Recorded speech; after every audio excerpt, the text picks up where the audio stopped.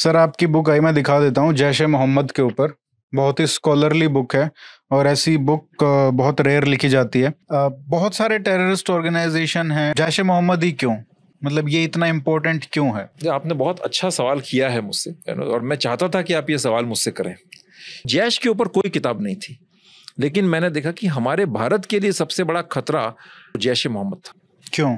क्योंकि जैश ए मोहम्मद 2 बार भारत और पाकिस्तान को फुल स्केल वॉर के ऊपर कगार पर लाके खड़ा कर दिया। पहले पार्लियामेंट पर जब अटैक किया तब, दूसरा पुलवामा के टाइम में। और जैश वो ऑर्गेनाइजेशन है जो फिदाइन अटैक्स का मास्टर है। जैश के अलकायदा के साथ बड़े तगड़े लिंक्स हैं, जबरदस्त। लेकिन जैश को पाकिस्तान की आईएसआई की बहुत ज्यादा गरज नहीं है। उनका इतिहास 150 साल पुराना है। वो उस देवबंदी स्कूल ऑफ थॉट से आते हैं जो पाकिस्तान की जन्म से भी बहुत पुराना है। और उनके जो ग्लोबल लिंक्स है ना, तालिबान भी जैश का एक कजिन ब्रदर कह दीजिए आप, बिकॉज वो भी उसमें देवबंदी आइडियोलॉजी में बिलीव करते हैं। तो इसीलिए मैंने जैश के ऊपर किताब लिखी। और दूसरा, जैश फ्यूचर में हमारे लिए बहुत बड़ा खतरा साबित हो सकता है, क्योंकि आप देखिए। और दूसरी बात एक ये, जैश ने हमेशा से ये कहा है कि उसका गोल सिर्फ कश्मीर नहीं है, उसका गोल पूरा भारत है। मसूद अजहर जब भारत आया था पहली बार, तो यहीं दिल्ली में रुका था, आपके होटल अशोका में, बाबरी मस्जिद के दर्शन किए। सबसे पहले नई दिल्ली से आपके देवबंद गए, देवबंद से लखनऊ, लखनऊ से अयोध्या। तो वहां पर बाबरी मस्जिद के बाहर उसने आंसू बहाए हैं, और वो रो करके उसके रिकॉर्ड भी चलते हैं कि भाई मस्जिद को शहीद किया गया ये। तभी उसने ठान ली थी कि उनका जो एम है वो पैन इंडिया एम है।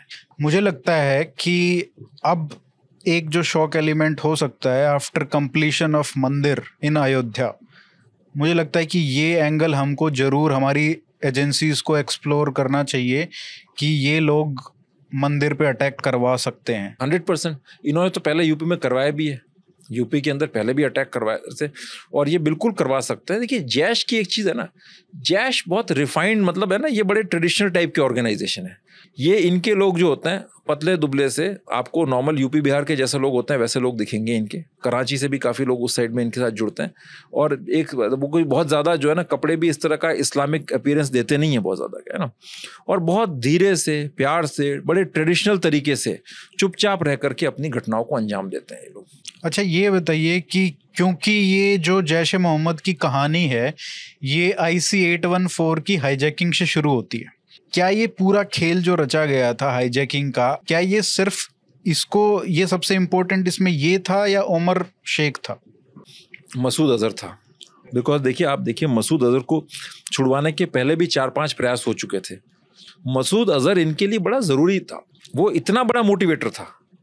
मसूद अजहर का आप इतिहास पुराना खोल करके देखें तो यहाँ पर तो लोगों को शायद पता नहीं चला कि इसकी क्या वैल्यू। अगर पता चल जाता तो शायद इसको जिंदा ही नहीं छोड़ना चाहिए था इस आदमी को, है ना।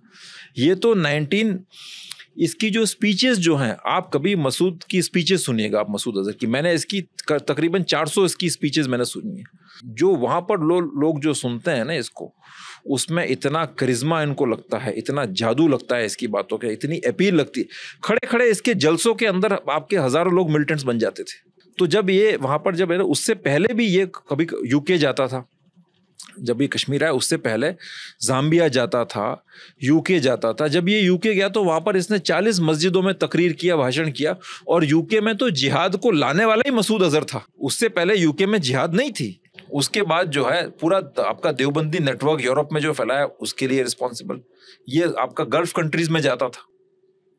तो इसका एक वो हो रहा था, इसने जो है ना सूडान वुडान, सोमालिया उमालिया, वहां जाकर के जो है ना आपके जो है ना इस तरह की जिहाद में बड़ा एक एक्टिव रोल प्ले किया था। और जो मैगजीन वगैरह चलाना, तो उसके लिए आपको बहुत मोटिवेटेड जिहादी चाहिए। वो फिर वो फौलाद बन करके नहीं, बारूद बन करके आता है। वो ऐसे मिलिटेंट मसूद अजहर ही तैयार कर सकता था। सबसे शॉकिंग चीज आपके लिए इस पूरे रिसर्च में क्या थी? मतलब कई सारी चीज़ें बड़ी शॉकिंग थी मेरे लिए तो, लेकिन मतलब मैं बहुत सारी चीज़ें बता सकता हूँ, लेकिन कुछ एक चीज़ों को मैं आपको डिस्कस करूँगा। देखिए, एक तो मुझे इनकी जो ट्रेनिंग जो होती थी ना, वो मुझे बड़ा आश्चर्य होता था कि भाई आप कैसे इस लेवल पर लोगों को आप तैयार कर सकते हो, तो जो है ना। और उस ट्रेनिंग को, मतलब जैसे हमारे जो इनके कई लोग तो हमारी स्पेशल फोर्सेस के जो लोग जो होते हैं ना, उसी के बराबर आप मान लीजिए ट्रेनिंग क्या, जो इनका जो निशाना जो होता है, इस तरह से जो ताकत इनके अंदर होती है ना, आपका पुशअप सोचेस आपको 1 मिनट में इतना करना है, ये करना है, बहुत टफ ट्रेनिंग, मतलब जो है ना, जैसे वेपन्स इनको हैंडलिंग सिखाते थे, फिर कुरान के डिस्कोर्सेज इनके, मैंने पूरा डिस्क्रिप्शन किया है इसमें। सुबह 3 बजे से लेकर रात को 12-1 बजे तक, जब ये तहज्जुद की नमाज पढ़ के ये सोते थे, तब तक इनका क्या शेड्यूल रहता था। उसके बाद फिर बैटल हार्डन कंडीशंस में लड़ना, तो वो चीज़ मेरे लिए बड़ा एक शॉकिंग था कि भाई ये क्या, इनको कोई कहता है कि साहब कोई सुसाइड बॉम्बर बन जाता है, पैसे के लिए बन जाता है, मैं नहीं मानता। वो आइडियोलॉजिकल रिलीजियस मोटिवेशन जब तक नहीं होता तब तक आप नहीं बन सकते।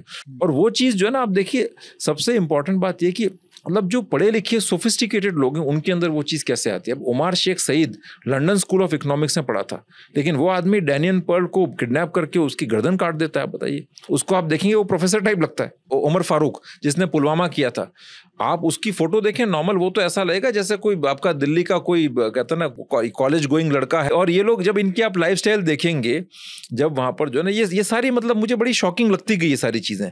और इनके परिवार में इतनी बॉन्डिंग है, सारे भाई मिलकर के घूमने जाते थे पीओके के अंदर, बड़ी बड़ी बर्फीली एरियाज के अंदर, अफगानिस्तान में बड़ी बड़ी एसयूवीज में घूम रहे हैं, कर रहे हैं। तो मतलब है ना, वो फैमिली बॉन्डिंग बड़ी गजब की थी। लेकिन जब बात आती है जिहाद की, तो ये अपने फैमिली मेंबर्स को भेज देते थे। जैश की एक खासियत ये ना कि जैश की क्रेडिबिलिटी लश्कर से ज्यादा क्यों है, क्योंकि ये अपने परिवार के लोगों को भेजता है मरने के लिए। ये उमर फारूक वगैरह सब इनके परिवार के मेंबर्स हैं, सैफुल्लाह वगैरह सब इनके भतीजे हैं, कोई किसी का इब्राहिम अथर का बेटा है, तो क्या है। जैश ए मोहम्मद का जो फर्स्ट बेस था वो बालाकोट में ही बना, और बालाकोट में भी एयर स्ट्राइक्स भी भारत ने की थी 2019 में। बालाकोट बहुत इंपॉर्टेंट जगह है हिस्टोरिकली, जैश ए मोहम्मद के लिए वो क्यों है? देखिए, साउथ एशिया में जो जिहाद है उसमें बालाकोट की बड़ी एक खास रेलेवेंस है।